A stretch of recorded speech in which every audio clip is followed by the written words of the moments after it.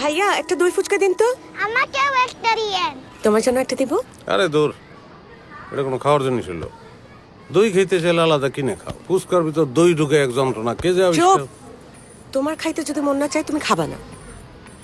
মানুষ প্রতি মাসে একবার করে কক্সবাজার যায়, আর তুমি কি করো? সপ্তাহে একদিন একটু বের হও আমাদেরকে নিয়ে, তাও বাসার 100 গজের মধ্যেই থাকো। আর এখানে তোমার আছে এক ফুচকার দোকান। এখন সেটা আমি দই দিয়ে খাবো না মরিচ গুলায় খাবো সেটা আমার ব্যাপার।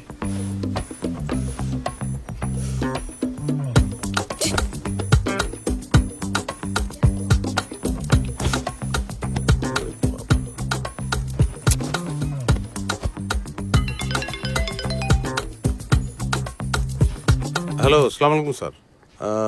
Sir thank you. না না, ব্যস্ত না। আচ্ছা আচ্ছা, ঠিক আছে, আসবো আসবো আসবো। জি স্যার, রাখি। আসসালামু আলাইকুম। কি বসে আছো কেন? যাও।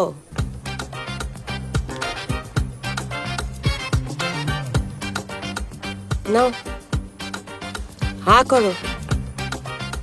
এখন আমার কি করা উচিত? হ্যাঁ